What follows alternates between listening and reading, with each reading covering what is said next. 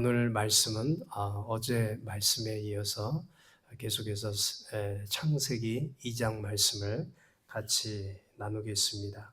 이 창세기 2장은 크게 세 가지 내용으로 기록되어 있습니다. 첫째는 하나님께서 천지 창조의 완성을 기록하고 있고요. 1절에 보면 나오죠. 천지와 만물이 다 이루니라. 하나님께서 창조한 모든 것들이 2장 1절에서 이루어졌다고 말씀합니다. 두 번째는 인간 창조의 이력에 대해서 소개하고 있고요. 세 번째는 인간이 살아가는데 필요한 환경을 준비하시고 만드신 역사를 보여주고 있습니다. 그래서 오늘 이 내용을 종합해 보면 1절은 천지창조의 완성을 선포하신 말씀이고요. 2절로 3절까지는 하나님께서 안식일을 만드시고 안식하셨음을 말씀합니다. 또 그날을 거룩하게 하시고 복 주신 것을 알 수 있어요. 4절부터는 천지창조의 이력에 대해서 말씀합니다. 그리고 7절에 보면 인간 창조에 대해서 기록하고 있습니다.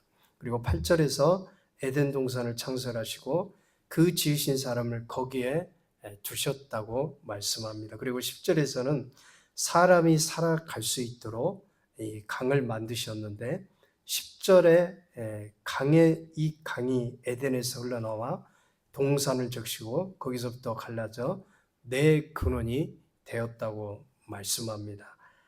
이 강을 보면 비성강과 기온강과 히데겔과 유브라데 강을 만드셔서 모든 생명들이 물줄기를 따라서 살게 하나님이 하셨어요.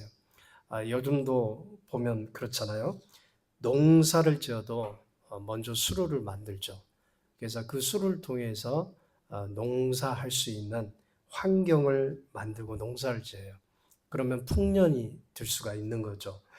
에덴 동산에서 흘러나오는 이 물은 사람들에게 생명의 물을 제공합니다. 또 식물들에게도 이 물줄기를 따라 살게 되는 것이죠. 그래서 하나님은 우리에게 이 생명의 물을 공급해 주신 것입니다. 그리고 21절 이하에서는 이 아담의 돕는 배필로 하와를 갈빗대로 만드신 것을 볼 수가 있어요. 오늘 본문을 통해서 우리에게 주신 교훈은 첫 번째는 이 안식일 제도입니다.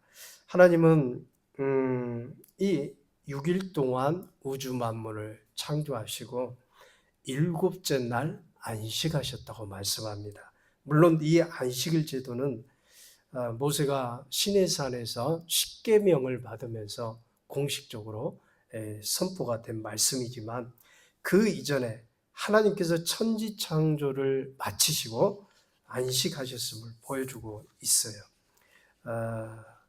또 하나는 안식일의 이 특징 중 하나는 휴식입니다. 하나님께서 6일 동안 창조하시고 일곱째 날 안식하셨음을 나타내 주고 있습니다. 이것은 인간에게도 동일한 은혜를 주신 거예요. 안식일, 이 날은 휴식을 취하고 또 주의를 지키면서 하나님 안에서 평안을 얻고 안식, 쉼을 얻는 날입니다. 사실 하나님이 일하시면서 피곤하셨을까요? 천지 만물을 창조하시면서 피곤하셨을까요? 하나님은 피곤치 않으십니다. 우리 인간이 육체를 가졌기 때문에 우리가 피곤한 것이죠. 그래서 우리가 일을 하면은 우리가 피로를 느끼고 그 피로를 풀 수 있는 그런 시간적인 것이 필요하죠. 그래서 하나님은 이 안식을 하나님 자신이 아니고 우리 인간에게, 육체를 가진 우리 인간에게 필요하기 때문에 우리에게 안식을 주시는 것입니다.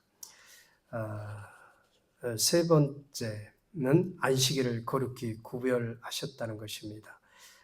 그리스도인은 세상과 구별되어서 살아가야 되겠죠. 그래서 특별히 세상과 구별되는 날 중에 주일을 하나님이 허락해 주신 것입니다. 이날은 6일 동안 하던 일을 쉬는 날이고 또 하나님 말씀에 순종하는 날이에요. 또한 자신을 위해서 사는 것이 아니라 하나님을 위해서 사는 날이고 하나님께 영광을 돌리는 날이 이 주일이에요. 오늘날 교회는 주일을 기억하고 지키고 있죠. 거기에는 이런 이유가 있습니다. 하나님의 창조 사역 속에서 안식일 제도가 처음 창조된 것이라고 한다면 주일은 하나님의 구원의 계획 속에서 이 그리스도의 부활을 통해서 재창조된 것으로 볼 수가 있어요. 여러분, 예수님께서 오신 이유가 무엇입니까? 율법을 폐하러 오신 것이 아니라 이 율법을 완성하려고, 완전케 하시려고 오셨다고 말씀합니다. 율법의 완성자이신 그리스도는 이 주일날 부활하셨어요. 마태복음 12장 8절에 보면 인자는 안식일의 주인이라. 누가복음 6장 5절에 보면 동일한 말씀합니다. 인자는 안식일의 주인이라. 그러니까 우리 주님께서 이 안식일의 주인이에요. 그래서 우리가 주일날 지키는 것은 너무나도 당연한 거예요. 여러분, 아직까지 어떤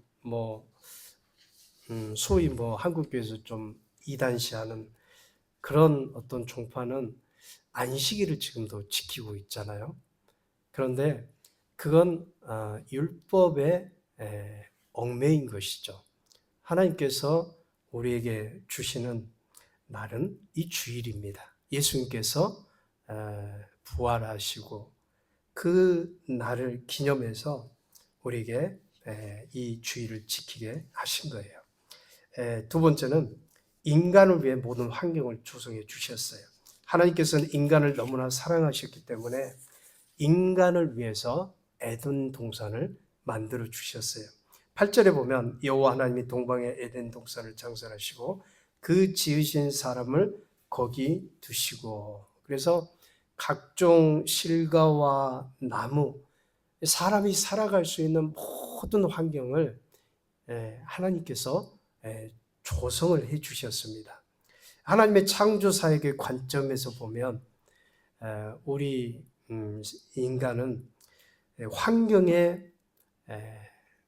사람들은 지배를 받고 살아가는 사람도 많지만은 하나님께서 분명히 우리에게 이 세상을 정복하고 다스리는 복을 주셨어요. 그 환경 가운데서 우리는 하나님께서 창조하신 그 모든 환경을 우리가 보고 또 누리고 그 안에서 기쁨으로 사는 것입니다. 세 번째는 하나님의 명령을 주셨어요. 하나님께서 천지 창조를 하시면서 에덴 동산을 만들어 주셨죠. 에덴 동산은 하나님과 교제할 수 있는 가장 아름다운 장소, 또 영광스러운 장소가 바로 이 에덴의 장소입니다. 에덴 동산에는 각종 아름다운 실과 나무들이 있죠. 그 중에는 생명나무도 있지만 선악을 알게 하는 나무도 있어요. 그런데 하나님은 선악을 알게 하는 나무를 금지하셨습니다.